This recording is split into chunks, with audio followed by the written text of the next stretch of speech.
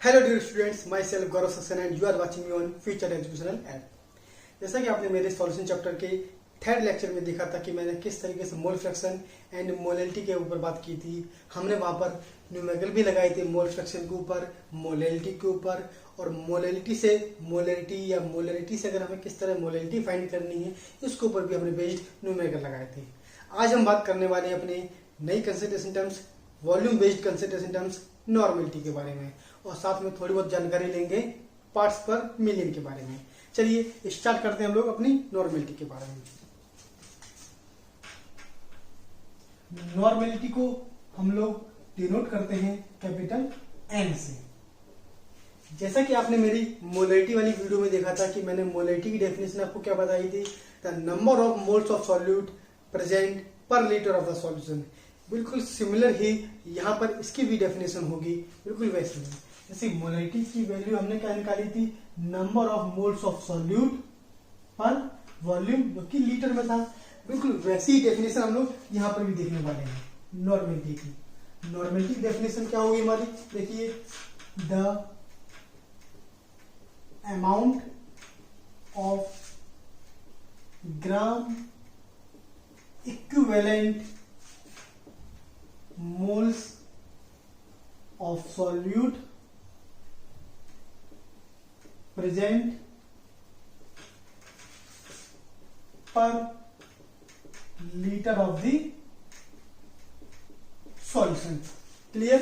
यानी यहां पर हमारी डेफिनेशन क्या है, the amount of gram equivalent number of moles of solute present पर लीटर ऑफ द सॉल्यूशन। यानी यहां पर आपको एक नई चीज मिली है, इक्विवेलेंट मोल्स ऑफ सॉल्यूट। तो पहले इसके फॉर्मूले के बारे में बात करते हैं। फॉर्मूला हमारा क्या होता है, नॉर्मेलिटी। नॉर्मेलिटी का फॉर्मूला हमारा क्या हो जाएगा, gram equivalent moles of solute upon volume of the solution. अगर सॉल्यूशन आपका मिलीलीटर में लेता हूं तो मैं क्या कर दूंगा, इसमें 1000 का मल्टीप्लाई, इसको मैं डाल देता हूं अपनी फर्स्ट इक्वेशन। क्यों? क्योंकि मुझे अभी निकालना पड़ेगा कि इक्विवेलेंट मोल्स कैसे निकालते हैं। मोलैलिटी के केस में हम लोगों ने इक्विवेलेंट मोल्स कैसे निकाला था, मतलब मोल्स कैसे निकाला था। मोल्स का फॉर्मूला था given mass of the substance upon molar mass of the substance. बिल्कुल वैसा ही हम लोग क्या करेंगे, यहां पर भी हमें निकालना है gram equivalent moles of solute. तो हम यहां पे क्या करेंगे, यहां पर हम निकलेंगे mass of the given substance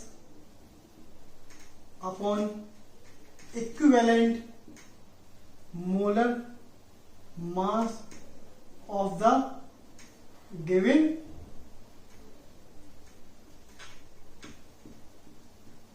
substance. Clear? बात समझ में आ गई। अब बात आती है कि हम सर इक्विवेलेंट मोलर मास को कैसे कैलकुलेट करेंगे।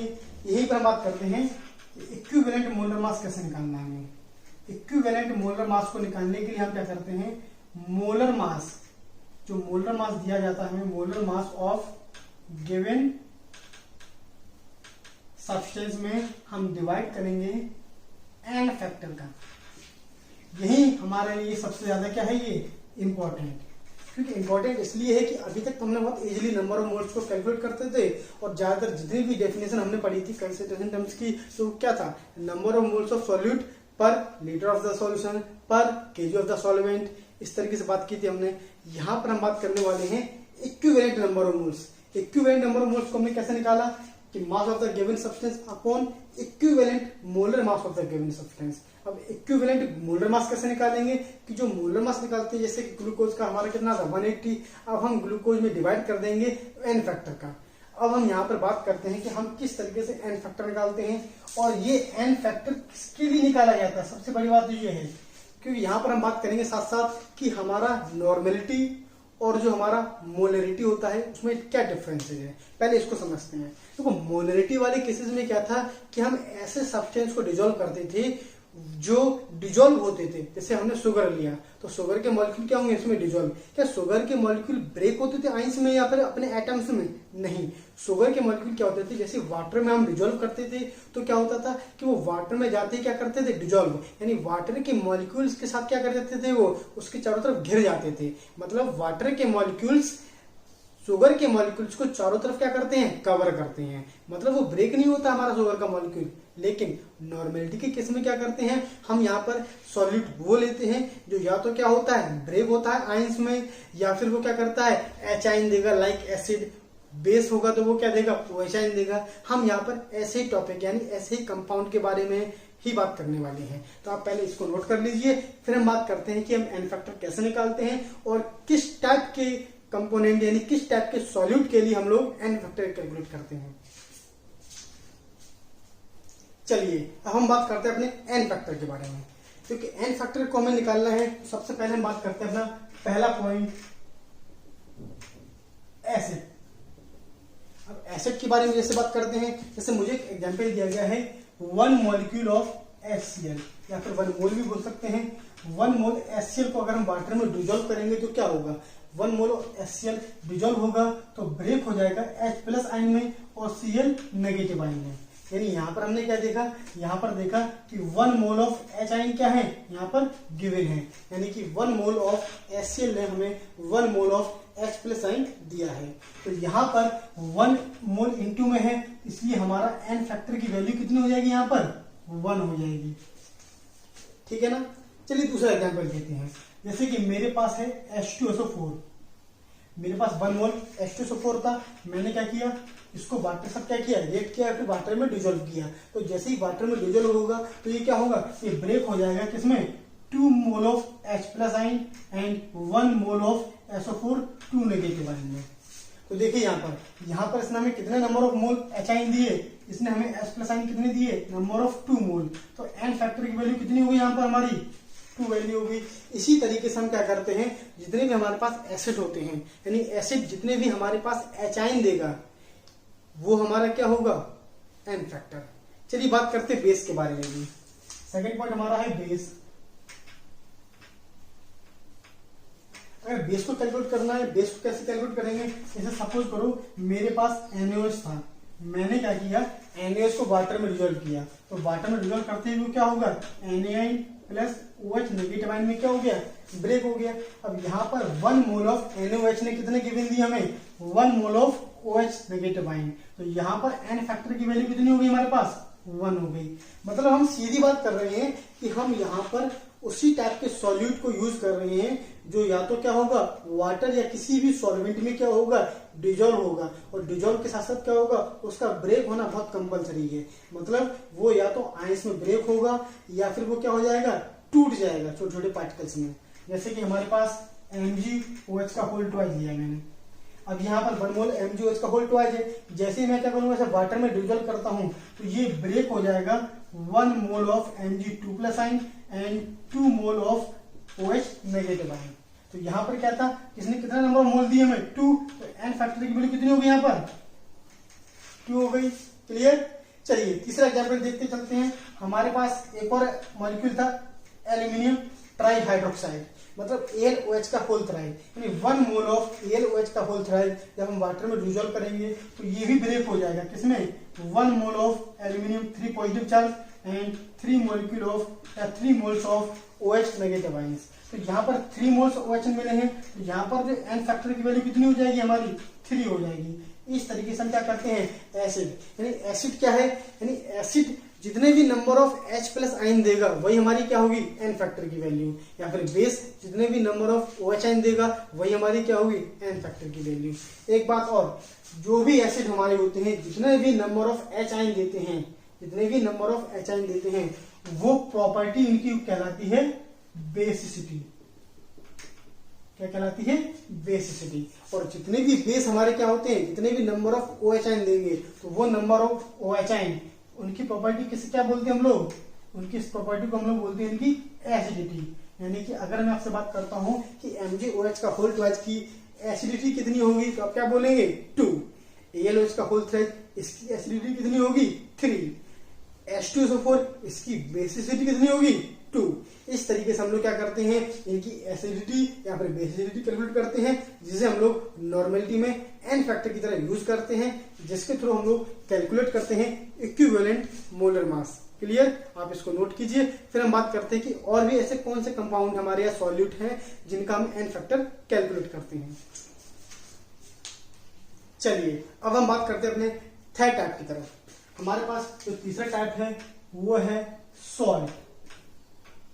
अब यहां पर सॉल्ट के बारे में बात करते हैं। सॉल्ट किस तरीके से काम करता है, देखिए सपोज करो मेरे पास 1 मोल NaCl है। कितना है 1 मोल NaCl। और जैसे ही मैं 1 मोल ऑफ NaCl को क्या करता हूं, वाटर में डिजोल्व करता हूं, तो क्या होता है, वाटर में डिजोल्व होते ही ये देगा 1 mole of Na+ ion and 1 mole of Cl negative ion.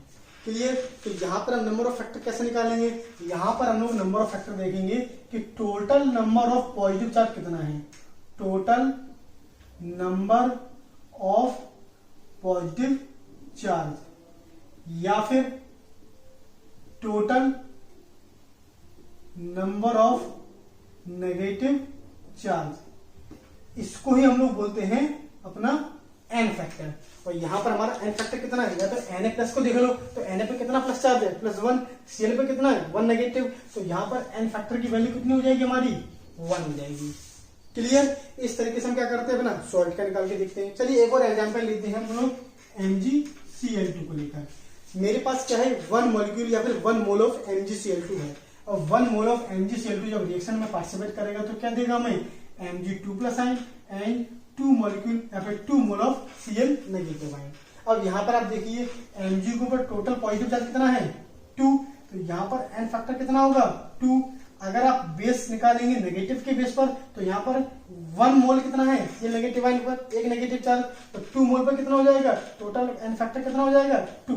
यानी इस तरीके से आप किसी भी तरीके से क्या कर सकते हैं, एन फैक्टर की वैल्यू निकाल सकते हैं।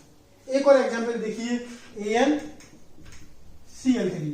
इसे हमने वाटर से रिएक्ट किया तो ये क्या करेगा, ब्रेक हो जाएगा किसमें, Al3 positive ion and Cl 1 negative ion. और Cl के कितने मॉलिक्यूल होंगे 3। मतलब अगर मैं 1 मॉलिक्यूल ऑफ AlCl3 लेता हूं, वाटर से रिएक्ट करता है तो क्या ब्रेक होगा, aluminium 3 positive charge and 3 molecule of Cl negative charge. तो टोटल पॉजिटिव चार्ज कितना इसके ऊपर है, एन फैक्टर की वैल्यू यहां से कितनी मिली मुझे 3। या फिर मैं यहां से कैलकुलेट करता हूं, एक Cl पर एक नेगेटिव, तो 3 मॉलिक्यूल ऑफ Cl पर कितना चार्ज होगा 3, आयन ऑफ क्लोरीन पर कितना चार्ज होगा 3। तो एन फैक्टर की वैल्यू कितनी होगी मेरे पास 3। इस तरीके से मैंने क्या किया, एन फैक्टर सॉल्ट का भी निकाला। आप इसका भी स्क्रीनशॉट ले लीजिए, फिर हम अगला पॉइंट बात करते हैं। चलिए अब बात करते हैं हम लोग ने फोर्थ टर्म की तरफ। हमारे पास फोर्थ टर्म आपका है जैसे कि कोई भी सिंपल मॉलिक्यूल। सिंपल मॉलिक्यूल की बात करते हैं लाइक अमोनिया।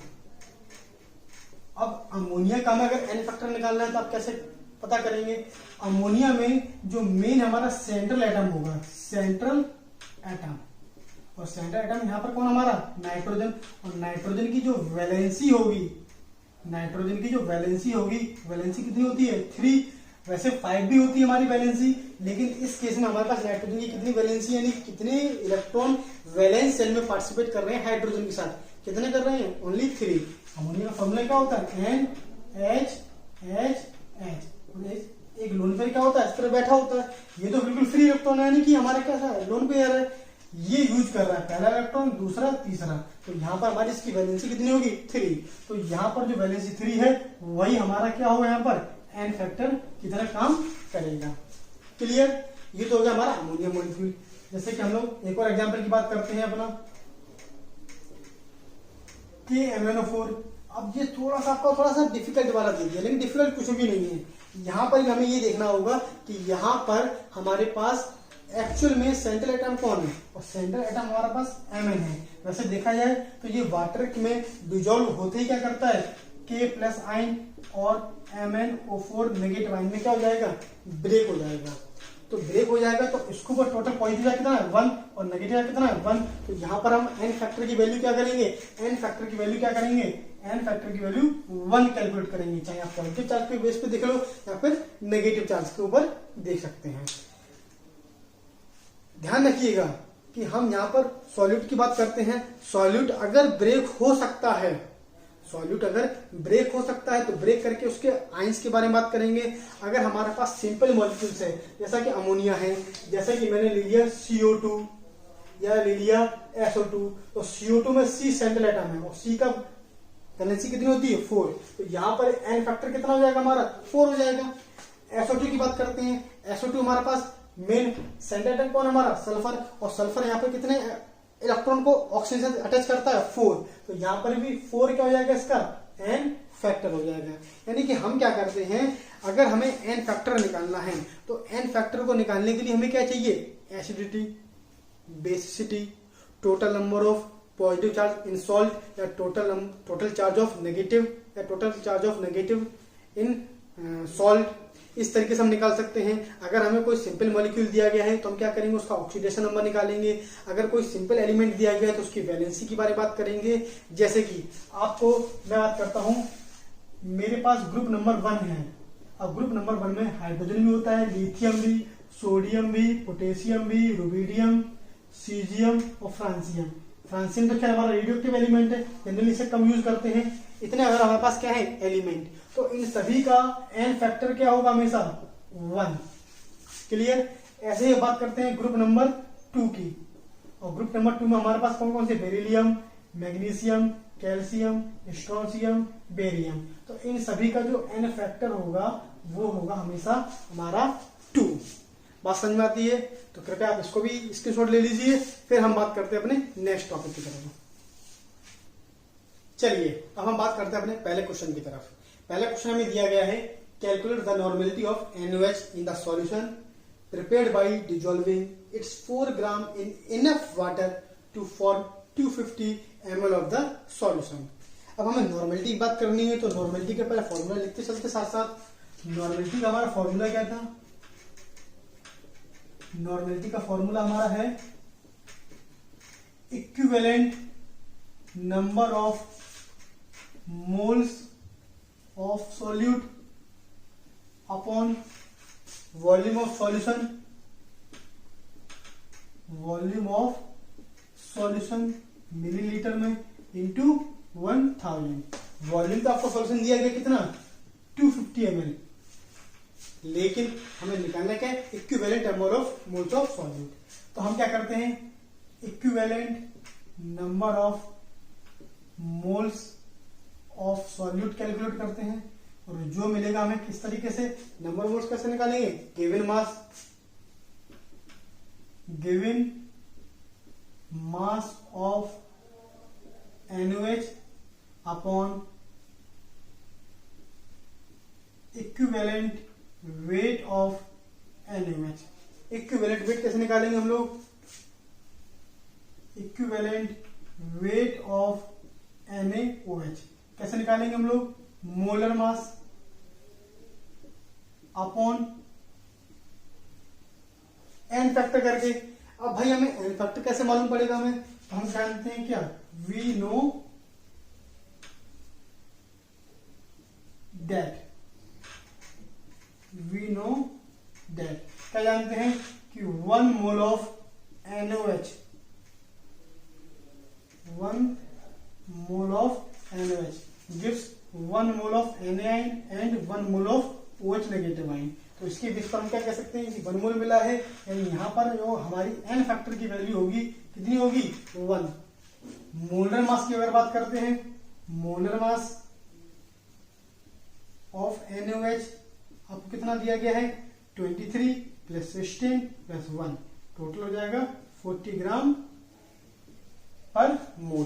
तो यहां से हम कैलकुलेट करेंगे अपना इक्विवेलेंट नंबर ऑफ या फिर equivalent weight of NaOH। Molar mass दिया गया आपको कितना 40/1, कितना हो गया 40 ग्राम पर मोल। इस वैल्यू को यहां पुट कर देंगे। गिवन मास कितना दिया गया 4 अपॉन कितना है 40, ये क्या दिया गया आपको ग्राम में, ये ग्राम पर मोल। तो 4 10 जा और कितना हो जाएगा ये 0.1 ग्राम से ग्राम कट जाएगा, रह जाएगा 0.1 मोल। क्लियर। अब हमें बात करनी नॉर्मेलिटी की। Equivalent number of moles of solid कितना निकला हमारा 0.1 upon volume of the solution कितना हमारा दिया गया है 250 इंटू 1000, 4 टाइम जाएगा तो आंसर हो जाएगा 0.4 नॉर्मेलिटी। ये होगा आपका क्या आंसर। तो इस तरीके से हम क्या करते हैं अपने नॉर्मेलिटी के क्वेश्चन को सॉल्व करते हैं। चलिए यहाँ पर हमने देखा एन फैक्टर कितना निकाला है 1। चलिए 1 के अलावा कैसे आंसर निकलता है आप ये भी देखेंगे, आगे से नोट कीजिए। फिर अपना सेकंड क्वेश्चन करते हैं। चलिए अब हम बात करते हैं अपने सेकंड क्वेश्चन की तरफ। सेकंड क्वेश्चन आपको क्या गिवन है, calculate the normality of MgOH का whole twice in the solution prepared by dissolving its 29 gram in enough water to form 250 ml of this solution. देखो बिल्कुल पहले की तरह क्वेश्चन किया है, बस मैंने यहाँ पर NaOH की जगह पर क्या कर दिया MgOH का होल ट्वाइस और उसका मास चेंज कर दिया यहाँ पर गिवन मास। चलिए इसे भी सॉल्व करके देखते हैं। यहाँ पर इसको हम थोड़ा शॉर्ट तरीके से लिखेंगे कि यहाँ पर आपको नॉर्मेलिटी निकालनी है, क्या चाहिए equivalent number of moles of solute, volume of solution दिया गया 250 ml, तो हमें ये चाहिए केवल। तो इसको निकालने के लिए क्या चाहिए हमें इक्विवेलेंट एन ऑफ सॉल्यूट, और इसको कैसे निकालेंगे given mass upon equivalent weight of solute. Clear. अब इक्विवेलेंट वेट ऑफ सॉल्यूट कैसे निकालेंगे, इक्विवेलेंट वेट ऑफ सॉल्यूट कैसे निकालेंगे, molar mass of solute upon N factor. N factor कैसे निकालेंगे आप देखिए जरा, आपको क्या गिवन है 1 मोल ऑफ MgOH का होल ट्वाइस, 1 मोल MgOH का whole twice when react with water to gives 1 mole of Mg2 plus ion and 2 mole of OH 1 negative charge. तो यहां पर आपको कितने नंबर ऑफ OH दिए गए हैं, एन फैक्टर कितने हो गए आपके पास 2, क्योंकि आपको 2 मोल्स ऑफ OHn गिवन है। तो यहां से आपने क्या निकाला एन फैक्टर। साथ साथ हम क्या निकालेंगे यहाँ पर मोलर मास ऑफ MgOH का होल ट्वाइस। मैग्नीशियम कितना होता है 24 प्लस एक ऑक्सीजन, यहाँ पर कितना ऑक्सीजन है 2, तो सेशन 2 जा 32 प्लस 2 कितना हो गया 58 ग्राम। मोलर मास कितना निकला आपका 58 ग्राम निकला। अब आप क्या करेंगे इस वैल्यू को पुट कर देंगे यहाँ पर। तो जैसे आप यहाँ पर पुट करेंगे तो 58 क्या होगा 58 बाई एन फैक्टर 2 कितना रह गया 29 ग्राम। इसको यहाँ पुट कर दो। गिवन मास आपको कितना दिया गया है, गिवन मास आपको दिया गया है 29 ग्राम। Very good. और आपका इक्विवेलेंट वेट ऑफ सॉल्यूट भी कितना निकला 29 ग्राम। कटपिट करेंगे तो क्या हो जाएगा आपका 1 मोल्स। क्लियर। अब 1 मोल का यहां पुट कर दीजिए तो आपका क्या वैल्यू निकली 1/250 because volume of the solution is 250 into 1000। काटापिटी करेंगे 4 आ जाएगा और आपका आंसर आ जाएगा 4 नॉर्मेलिटी। तो आपने क्या देखा, इस तरीके से हम क्या करते हैं नॉर्मेलिटी के क्वेश्चन को सॉल्व करते हैं। वैसे इस चैप्टर के अंदर नॉर्मेलिटी की बहुत कम यूजेज देखने को मिलेंगे, लेकिन फिर भी मैंने आपको 1-2 क्वेश्चन करके बता दिए, आप इसको नोट कर लीजिए। फिर हम बात करते हैं अपने आज के टॉपिक पीपीएम के बारे में। चलिए अब हम बात करते हैं अपने लास्ट कंसंट्रेशन टर्म्स की तरफ, जो है हमारी पार्ट्स पर मिलियन। देखा जैसे कि आपको डेफिनेशन में दिया गया है कि the concentration of very dilute, तो मिलियन की अगर बात की गई है तो मिलियन का मीनिंग होता है 10⁶ की रेशियो में, यानी कि जो भी हम कंसंट्रेशन को अब यूज करेंगे उसमें हम जैसे कि अभी तक हम लोग 1 लीटर यानी 1000 का मल्टीप्लाई करते थे मिलीलीटर में, अब हम क्या करेंगे 10⁶ का मल्टीप्लाई करेंगे।